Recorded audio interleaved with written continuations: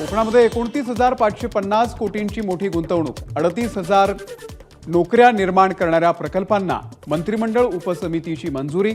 नवीन क्षेत्रातही महाराष्ट्राचा दबदबा तयार होईल, उदय सामंत यांनी व्यक्त केला विश्वास. सावरकर ट्रस्टला मुंबईमधील वडाळा सॉल्ट पॅनची जागा देणार. आजच्या कॅबिनेटच्या बैठकीमध्ये राज्य सरकारचा महत्त्वाचा निर्णय. प्राथमिक आणि माध्यमिक शैक्षणिक प्रयोजनासाठी वीर सावरकर चॅरिटेबल ट्रस्टला विनामूल्य 3.25 एकर जमीन दिली जाणार. अहमदनगर जिल्ह्याच्या अहिल्यानगर नामांतर प्रस्तावाला केंद्र सरकारची मंजुरी. मंत्रिमंडळाच्या बैठकीमध्ये जिल्ह्याचं नामकरण अहिल्यानगर झाल्यानंतर मंत्री राधाकृष्ण विखे पाटील यांनी मानले आभार. आजच्या मंत्रिमंडळ बैठकीमध्ये 41 महत्त्वाचे निर्णय. मच्छीमार आर्थिक विकास महामंडळाची घोषणा, 50 कोटी रुपये मंजूर. सुधीर मुनगंटीवार यांची माहिती.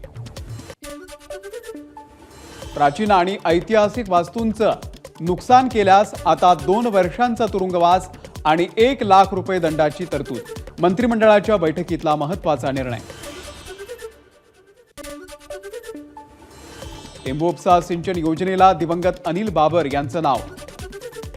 मंत्रिमंडळाच्या बैठकीमध्ये निर्णय.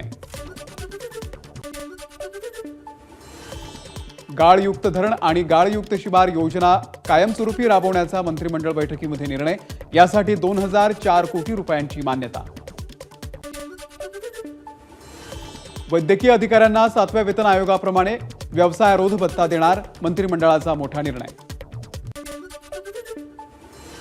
मराठी भाषेला अभिजात भाषेचा दर्जा. राज्य मंत्रिमंडळाकडून केंद्रीय मंत्रिमंडळाचं अभिनंदन.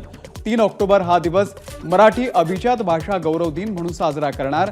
राज्य मंत्रिमंडळाच्या बैठकीतला निर्णय. राज्यपाल नामनिर्देशित 12 आमदारांच्या नियुक्तीसंदर्भातली याचिका सोमवारपर्यंत तहकूब. पुढील सुनावणीपर्यंत नियुक्त्या न करण्याची राज्य सरकारची तोंडी हमी कायम. नवरात्र उत्सवामध्ये 3 दिवस मध्यरात्री 12 वाजेपर्यंत स्पीकरची परवानगी. 9, 10 आणि 11 ऑक्टोबरला मध्यरात्री 12 वाजेपर्यंत स्पीकर लावण्याची परवानगी. एबीपी माझा, उघडा डोळे बघा नीट.